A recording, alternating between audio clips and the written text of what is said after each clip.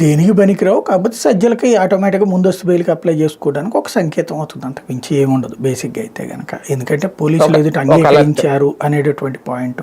నేను నేరం చేశానని అంగీకరిస్తాడు, అది నేరం అంటాడు అతను. నా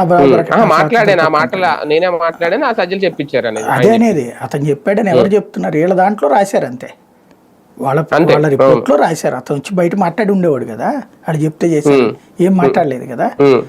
ప్రాక్టికల్ గా జరిగేది ఏంటంటే ఇప్పుడు అన్ని కేసుల్లో కూడా కాగితాలన్నీ వీళ్ళు పెట్టుకుంటారు, సంతకం దీని మీద పెట్టమంటారు. అప్పటికి బాగా అలసిపోయి ఉంటారు వీళ్ళు, బాగా హెరాస్ చేస్తారు కదా సైకలాజికల్ గా. 3 గంటలు 4 గంటలు 5 గంటలు 8 గంటలు, ఇప్పుడు 8 గంటలేమో అతన్ని కూర్చోబెట్టినట్టున్నారు. ఇప్పుడు సినిమాలో వెళ్ళగానే గౌరవం ఇచ్చి కూర్చోబెట్టి ఏసీలు వేసి భోజనాలు ఎట్టి చేసేటటువంటి వ్యక్తికి ఒక్కసారిగా ఏమీ లేకుండా మామూలు పోలీస్ వెహికల్ అటు ఇటు పోలీసులు కూర్చుని ఉంటే మధ్యలో కూర్చుని వచ్చేటప్పుడే మానసికంగా మనలిగిపోతాడు మనిషి.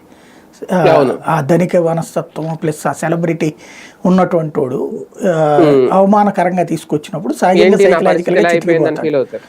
అలా చితికిపోయిన తర్వాత ఇక్కడ కూర్చోబెట్టి డైరెక్ట్గా కోర్టుకు కాకుండా గంటల కొద్ది విచారించినప్పుడు మరింత మానసికంగా డన్ అయిపోతాడు. ఆ టైంలో ఇంకోటి, ఇతనేమీ లీగల్గా పెద్ద ఎక్స్పర్ట్ కూడా కాదు, వాళ్ళు ఏం రాశారు అది చదవటానికి, దాని మీద సంతకం పెట్టడానికి. వల్లభనేని వంశీ విషయంలో అట్లా రాయలేదుగా. ఎందుకని?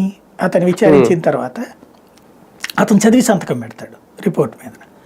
అతను కొంచెం ఆల్రెడీ జైల్లోకి వెళ్ళొచ్చాడు కాబట్టి కాస్త టైం ఉంటుంది, కూర్చుని చదివి సంతకం పెడతాడు. అందుకని అతను ఒప్పుకోవాలన్నటువంటి పాయింట్ రాయలేదు అక్కడ. దాంట్లో ఏమని రాశారు? తెలియదు అన్నాడు, అది అన్నాడు, ఇది అన్నాడు అని రాశారు. ఇతనిది ఏముంది? సంతకం పెట్టమని ఉంటారు, దీని మీద పెడితే అయిపోతుందా రాజా అంటాడు, అయిపోతుంది అంటారు. సరే అయితే తీసుకొని పోండి అంటాడు, వెళ్ళిపోతాడు. అదంతా చదివి కూడా ఉండడు ఆయనకి, అయిపోతుంది. తర్వాత పెట్టేస్తారు, ఇది రాసేస్తారు. తర్వాత కోర్టులో ఇది పెడతారు, దీని ఆధారంగా తర్వాత ఏం చేస్తారు? అతన్ని మళ్ళీ విచారణకు తీసుకుంటాం అంటారు.